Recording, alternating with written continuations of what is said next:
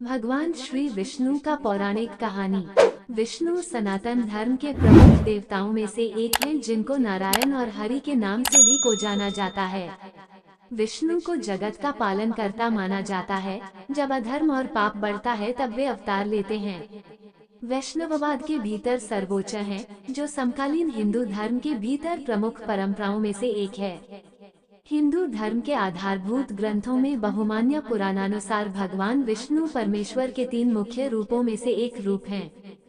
पुराणों में त्रिमूर्ति भगवान विष्णु को विश्व या जगत का पालनहार कहा गया है। त्रिमूर्ति के अन्य दो रूप ब्रह्मा और शिव को माना जाता है। ब्रह्मा जी को जहाँ विश्व का सृजन करने वाला माना जाता है, वहीं शिव जी को संहारक माना गया है। मूलतः भगवान विष्णु, शिव तथा ब्रह्मा भी एक ही है। यह मान्यता भी बहुशः स्वीकृत रही है। न्याय को प्रश्रय, अन्याय के विनाश तथा जीव को परिस्थिति के अनुसार उचित मार्ग ग्रहण के निर्देश हेतु विभिन्न रूपों में अवतार ग्रहण करने वाले के रूप में भगवान विष्णु मान्य रहे हैं। कल की अवतार 10वां अवतार है। पुराणानुसार भगवान विष्णु की पत्नी देवी लक्ष्मी है। पौराणिक कथा के अनुसार तुलसी भी भगवान विष्णु को लक्ष्मी के समान ही प्रिय है, एक और इसलिए उसे विष्णु प्रिया के रूप में मान्यता प्राप्त है। भगवान विष्णु का निवास क्षीर सागर है। उनका शयन शेषनाग के ऊपर है। उनकी नाभि से कमल उत्पन्न होता है, जिसमें ब्रह्मा जी स्थित हैं। वो अपने नीचे वाले बाएं हाथ में पद्म कमल, अपने नीचे वाले दाहिने हाथ में गदा, ऊपर वाले बाएं हाथ में शंख और अपने ऊपर वाले दाहिने हाथ में चक्र धारण करते हैं। शब्द व्युत्पत्ति और अर्थ। विष्णु शब्द की व्युत्पत्ति मुख्यतः विष धातु से ही मानी गई है। निरुक्त 12.18 में यास्काचार्य ने मुख्य रूप से विष धातु को ही व्याप्ति के अर्थ में लेते हुए उससे विष्णु शब्द को निष्पन्न बताया है। वैकल्पिक रूप से विष धातु को भी प्रवेश के अर्थ में लिया गया है, क्योंकि वह विभु होने से सर्वत्र प्रवेश किया हुआ होता है। आदि शंकराचार्य ने भी अपने विष्णु सहस्रनाम भाष्य में विष्णु शब्द का अर्थ मुख्यतः व्यापक ही माना है तथा उसकी व्युत्पत्ति के रूप में स्पष्टतः लिखा है कि व्याप्ति अर्थ के वाचक नुक प्रत्ययान्त विष धातु का रूप विष्णु बनता है। विष धातु को उन्होंने भी विकल्प से ही लिया है और लिखा है कि अथवा नुक प्रत्ययान्त विष धातु का रूप विष्णु है। जैसा कि विष्णु पुराण में कहा है, उस महात्मा की शक्ति इस संपूर्ण विश्व में प्रवेश किए हुए है, इसलिए वह विष्णु कहलाता है, क्योंकि विष धातु का अर्थ प्रवेश करना है। ऋग्वेद के प्रमुख भाष्यकारों ने भी प्रायः एक स्वर से विष्णु शब्द का अर्थ व्यापक ही किया है। विष्णु सूक्त की व्याख्या में आचार्य सायन विष्णु का अर्थ व्यापनशील तथा सर्वव्यापक करते हैं, तो श्रीपाद दामोदर सातवलकर भी इसका अर्थ व्यापकता से संबद्ध ही लेते हैं। महर्षि दयानंद सरस्वती ने भी विष्णु का अर्थ अनेकत्र सर्वव्यापी परमात्मा किया है और कई जगह परम विद्वान के अर्थ में भी लिया है। इस प्रकार सुस्पष्ट परिलक्षित होता है कि विष्णु शब्द विष धातु से निष्पन्न है और उसका अर्थ व्यापन युक्त है। ऋग्वेद में विष्णु, वैदिक देव परंपरा में सूक्तों की सांख्यिक दृष्टि से विष्णु का स्थान गौण है, क्योंकि उनका स्तवन मात्र 5 सूक्तों में किया गया है। लेकिन यदि सांख्यिक दृष्टि से न देखकर उन पर और पहलुओं से विचार किया जाए तो उनका महत्व बहुत बढ़कर सामने आता है। ऋग्वेद में उन्हें बृहत शरीर, युवा कुमार आदि विशेषणों से ख्यापित किया गया है। ऋग्वेद में उल्लिखित विष्णु के स्वरूप एवं वैशिष्ट्यों का अवलोकन निम्नांकी बिंदुओं में किया जा सकता है। लोकत्रय के शास्ता 3 पाद प्रक्षेप। विष्णु की अनुपम विशेषता उनके 3 पाद प्रक्षेप हैं, जिनका ऋग्वेद में 12 बार उल्लेख मिलता है। संभवतः यह उनकी सबसे बड़ी विशेषता है। उनके 3 पद क्रम मधु से परिपूर्ण कहे गए हैं, जो कभी भी क्षीण नहीं होते। उनके 3 पद क्रम इतने विस्तृत हैं कि उनमें संपूर्ण लोक विद्यमान रहते हैं। त्रिधा विचक्रमाना भी प्रकारांतर से उनके 3 पाद प्रक्षेपों को ध्वनित करता है। उरुगाया और उरुक्रम आदि पद भी उक्त तथ्य के परिचायक हैं। मधु से आपूरित उनके 3 पद क्रम में से 2 दृष्टिगोचर हैं, तीसरा सर्वथा अगोचर। इस तीसरे सर्वोच्च पद को पक्षियों की उड़ान और मर्त्य चक्षु के उस पार कहा गया है। यास्क के पूर्ववर्ती शाकपुनी इन तीन पाद प्रक्षेपों को ब्रह्मांड के तीन भागों पृथ्वी, अंतरिक्ष और द्युलोक में सूर्य की संचार गति के प्रतीक मानते हैं। यास्क के ही पूर्ववर्ती और नवाब उन्हें सूर्य के उदय, मध्याकाश में स्थिति तथा अस्त का वाची मानते हैं। तिलक महोदय इनसे वर्ष के त्रिधा विभाजन का संकेत मानते हैं। यदि देखा जाए तो अधिकांश विद्वान विष्णु को सूर्यवाची मानकर उदयकाल से मध्याह्न पर्यंत उसका एक पाद प्रक्षेप, मध्याह्न से अस्तकाल पर्यंत द्वितीय पाद प्रक्षेप और अस्तकाल से पुनः अग्रिम उदयकाल तक तृतीय पाद प्रक्षेप स्वीकारते हैं। इन्हीं पूर्वोक्त दो पाद प्रक्षेपों को दृष्टिगोचर और तीसरे को अगोचर कहा गया है। लेकिन मैकडॉनल्ड सहित अन्य अनेक विद्वानों का भी कहना है कि इस अर्थ में तीसरे चरण को सर्वोच्च कैसे माना जा सकता है। इसलिए वे लोग पूर्वोक्त शाकपुनी की तरह तीन चरणों को सौर देवता के तीनों लोकों में से होकर जाने का मार्ग मानते हैं। 18 सूर्य की कल्पना का ही समर्थन करते हुए मैकडॉनल्ड ने विष्णु द्वारा अपने 90 अश्वों के संचालित किए जाने का उल्लेख किया है, जिनमें से प्रत्येक के 4-4 नाम हैं। इस प्रकार 4 की संख्या से गुणीकृत 90 अर्थात 360 अश्वों को वे 100 वर्ष के दिनों से अभिन्न मानते हैं। वस्तुतः विष्णु के दो पदों से संपूर्ण विश्व की नियंत्रणात्मकता तथा तीसरे पद से उनका परम धाम अर्थात उनकी प्राप्ति संकेतित है। स्वयं ऋग्वेद में ही इन तीन पदों की रहस्यात्मक व्याख्या की गई है। इसलिए इस पद को ज्ञानात्मक मानकर ऋग्वेद में ही स्पष्ट कहा गया है कि विष्णु का परम पद ज्ञानियों द्वारा ही ज्ञातव्य है। विष्णु धाम अर्थात विष्णु का प्रिय आवास वैकुंठ। वैसे तो विष्णु को वाणी में निवास करने वाला भी माना जाता है, किंतु उनका परम प्रिय आवास स्थल पाथा ऋग्वेद में बहुचर्चित है। आचार्य सायन ने गिरि पद को श्लिष्ट मानकर उसका अर्थ वाणी के साथ साथ लाक्षणिक रूप में पर्वत के समान उन्नत लोक भी किया है। गिरि को यदि इन दोनों अर्थों में स्वीकृत कर लिया जाए तो समस्या का समाधान हो जाता है। विष्णु का तीसरा पद जहाँ पहुँचता है वही उनका आवास स्थान है। विष्णु का लोक परम पद है अर्थात गंतव्य रूपेण वह सर्वोत्कृष्ट लोक है। उस परम पद की विशेषता यह है कि वो अत्यधिक प्रकाश से युक्त है। वहाँ अनेक श्रृंगों वाली गायें अथवा किरणें संचरण किया करती हैं। गावा यहाँ श्लिष्ट पद की तरह है। श्लेष से उसका अर्थ गायें करने पर वहाँ दुग्ध आदि भौतिक पुष्टि का प्राचुर्य एवं किरणें करने पर वहाँ प्रकाश अर्थात आत्मिक उन्नति का बाहुल्य सहज ही अनुमेय है। विष्णु के परम पद में मधु का स्थायी उत्स स्रोत है। ये मधु देवताओं को भी आनंदित करने वाला है। इस श्लिष्ट पद का जो भी अर्थ किया जाए पर वह हर स्थिति में परमानंद का वाचक है, जिसके लिए देवता सहित समस्त प्राणी अभिलाषी भी रहते हैं और प्रयत्नशील भी। इसलिए उक्त लोक की प्राप्ति की कामना सभी करते हैं। उसी मंत्र में वहाँ पुण्यशाली लोगों का तृप्ति आनंद प्रसन्नता का अनुभव करते हुए उल्लेख भी हुआ है। विष्णु इंद्र युग्म अर्थात इंद्र सखा। विष्णु की एक प्रमुख विशेषता उनका इंद्र से मैत्री भाव है। इंद्र के साहचर्य में ही उनके 3 पाद प्रक्षेपों का प्रवर्तन होता है। इंद्र के साथ मिलकर वह शंबर दैत्य के 99 किलों का विनाश करते हैं। इसी प्रकार वह वृत्र के साथ संग्राम में भी इंद्र की सहायता करते हैं।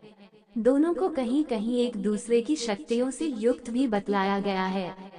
इस प्रकार विष्णु द्वारा सोमपान किया जाना और इंद्र द्वारा 3 पाद प्रक्षेप किया जाना भी वर्णित है। ऋग्वेद मंडल 6 सूक्त 69 में दोनों देवों का युग्म रूपेण स्तवन हुआ है। इसी प्रकार ऋग्वेद के मंडल 5 सूक्त 87 में इंद्र के सहचर मरुद्गणों के साथ उनकी सहस्तुति प्राप्त होती है।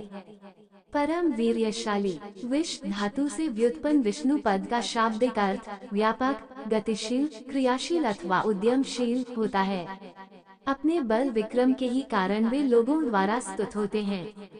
कुत्सितों के लिए भय कारक, अपने वीर्य बल अथवा वीर कर्मों के कारण वे शत्रुओं के भय का कारण हैं।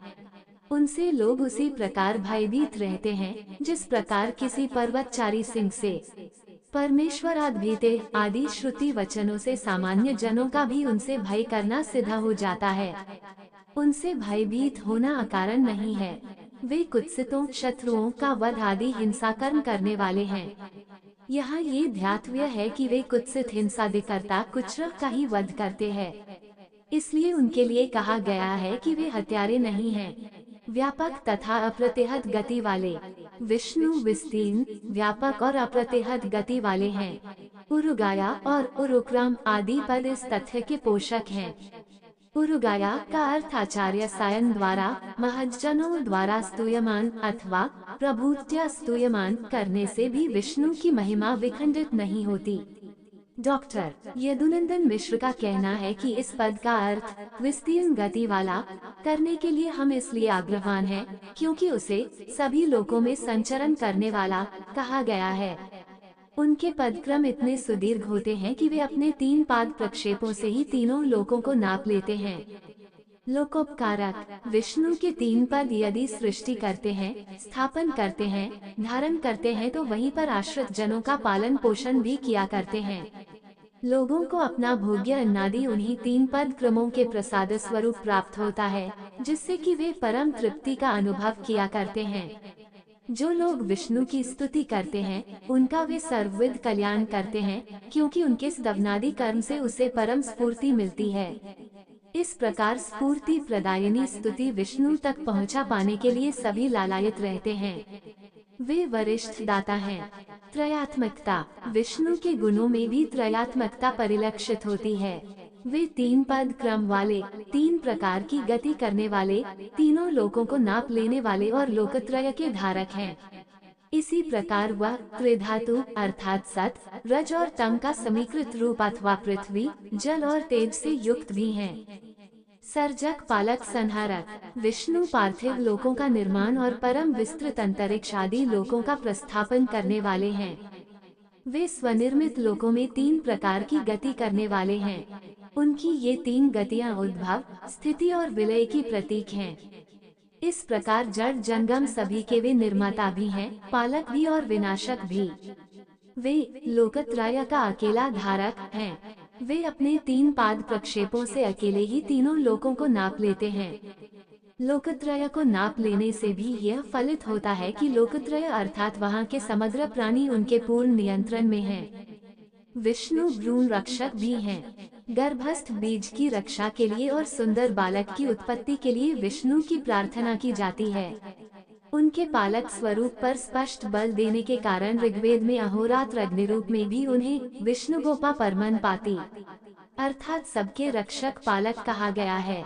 आचार्य सायन ऋग्वेद के अष्टम मंडल के 25वें सूक्त के 12वें मंत्र की व्याख्या में भी विष्णु को स्पष्ट रूप से पालन से युक्त मानते हैं। इसलिए समग्र परिप्रेक्ष्य में ऋग्वेद में विष्णु को परम हितैषी कहा गया है। सर्वोच्चता। सर्वाधिक मंत्रों में वर्णित होने के बावजूद इंद्र को सुकृत और विष्णु को सुकृततरा कहा गया है। सुकृततरा का आचार्य सायन ने उत्तम फल प्रदान करने वालों में श्रेष्ठ अर्थ किया है। श्रीपाद सातवलकर जी ने उत्तम कर्म करने वालों में सर्वश्रेष्ठ अर्थ किया है और महर्षि दयानंद सरस्वती जी ने भी अतीव उत्तम कर्म वाला अर्थ किया है।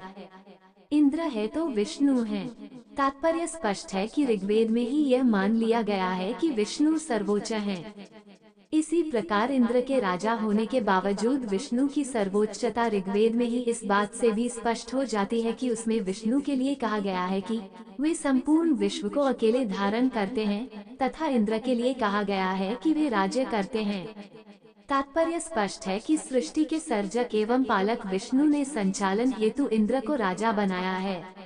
इस सुसंदर्भित परिप्रेक्ष्य में विष्णु की सर्वोच्चता से संबद्ध ब्राह्मण ग्रंथों एवं बाद की पौराणिक मान्यताएं भी स्वतः उद्भासित हो उठती हैं। ब्राह्मणों में विष्णु।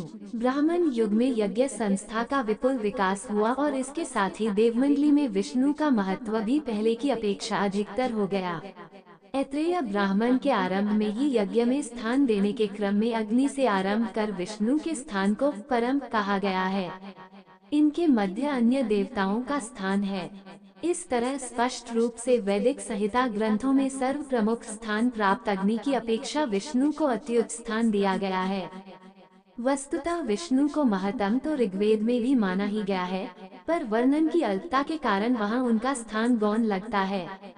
ब्राह्मण ग्रंथों में स्पष्ट कथन के द्वारा उन्हें सर्वोच्च पद दिया गया है। ये श्रेष्ठता इस कथा से भी स्पष्ट होती है कि विष्णु ने अपने 3 पगों द्वारा असुरों से पृथ्वी, वेद तथा वाणी सब छीनकर इंद्र को दे दी। वैदिक विष्णु के 3 पगों का ये ब्राह्मणों में कथात्मक रूपांतरण है और इसी के साथ विष्णु की सर्वश्रेष्ठता भी ब्राह्मण युग में ही स्पष्ट हो गई। ऐत्रेय ब्राह्मण स्पष्ट रूप से विष्णु को द्वारपाल की तरह देवताओं का सर्वथा संरक्षक मानता है। विष्णु वास्तव में शूद्र है, इसलिए शूद्र वाल्मीकि ने इनके ग्रंथों का वर्णन किया है और वास्तव में प्राचीन समय में वर्ण दिखावे के लिए थे, सबको समान अधिकार और सम्मान था। कुछ लोग इन्हें ब्राह्मण भी मानते हैं, कुछ क्षत्रिय, कुछ वैश्य, कुछ शूद्र। वास्तव में शिव और विष्णु शूद्र और ब्रह्मा ब्राह्मण है। विष्णु ने हमेशा कमजोरों का भला किया है और हमेशा उनसे प्यार किया है, चाहे वो शबरी हो, केवट हो, हनुमान हो, ये सभी शूद्र है। उन्हीं ने राक्षसों से हमेशा सामान्य जन की रक्षा की है। वो शूद्रों के परम हितैषी थे और खुद भी शूद्र ही है। पौराणिक मान्यताएं। ऋग्वेद तथा ब्राह्मणों में उपलब्ध संकेतों का पुराणों में पर्याप्त परिवर्धन हुआ, कथात्मक भी, विवरणात्मक भी और व्याख्यात्मक भी। पुराणों ने इस जगत के मूल में वर्तमान, नित्य, अजन्मा, अक्षय, अव्यय, एकरस तथा हेय के अभाव से निर्मल परब्रह्म को ही विष्णु संज्ञा दी है।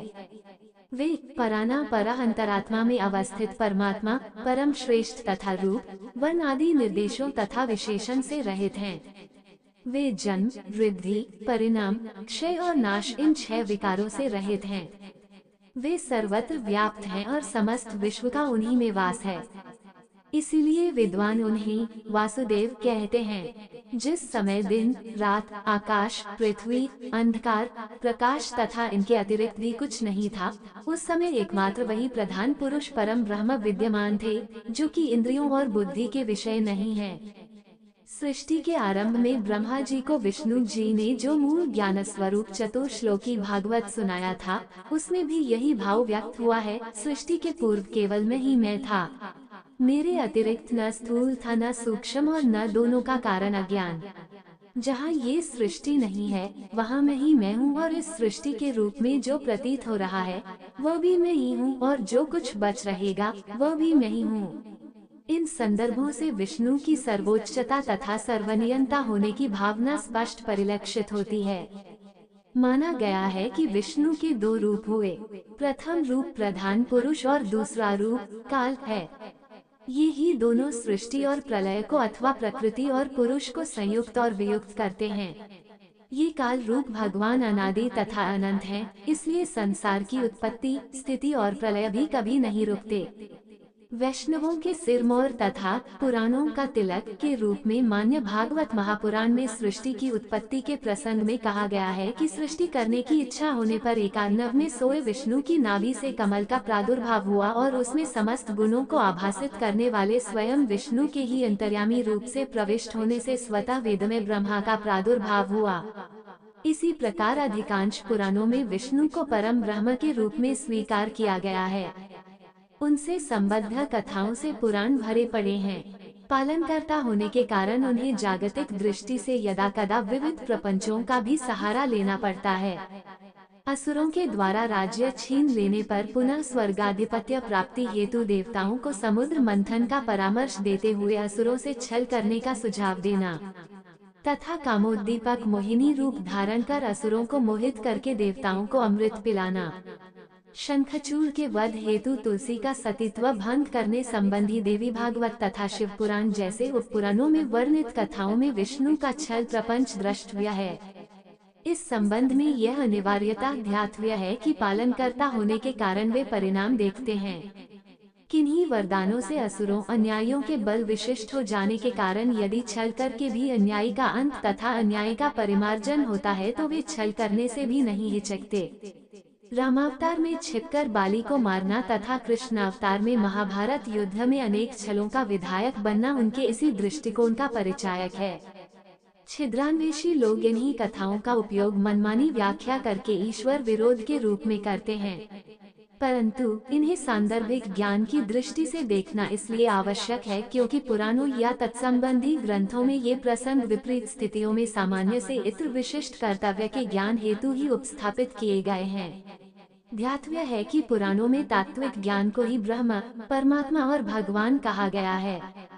विष्णु का स्वरूप। विष्णु का संपूर्ण स्वरूप ज्ञानात्मक है। पुराणों में उनके द्वारा धारण किए जाने वाले आभूषणों तथा आयुधों को भी प्रतीकात्मक माना गया है। कौस्तुभ मणि जगत के निर्लेप, निर्गुण तथा निर्मल क्षेत्रज्ञ स्वरूप का प्रतीक। श्रीवत्स प्रधान या मूल प्रकृति। गदा बुद्धि। शंख पंचमहाभूतों के उदय का कारण तामस अहंकार।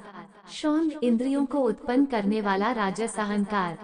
सुदर्शन चक्र सात्विक अहंकार। वैजयंती माला पंचतन मात्रा तथा पंचमहाभूतों का संघात। वैजयंती माला मुक्ता, माणिक्य, मरकत, इंद्रनील तथा हीरा इन 5 रत्नों से बनी होने से पंच प्रतीकात्मक। बाण ज्ञानेन्द्रिया तथा कर्मेंद्रिया। खड्ग विद्या में ज्ञान जो अज्ञानमय कोश से आच्छादित रहता है। इस प्रकार समस्त सृजनात्मक उपादान तत्वों को विष्णु अपने शरीर पर धारण किए रहते हैं। श्री विष्णु की आकृति से संबंधित स्तुतिपरक एक श्लोक अति प्रसिद्ध है। शांताकार भुजगशयन पद्मनाभ सुरेशम, विश्वाधार गगन सदृशम मेघ वर्ण शुभांगम, लक्ष्मीकांतम कमलनयन योगिभिर्ध्यान गम्यम, वंदे विष्णु भवभयहर सर्वलोकनाथम।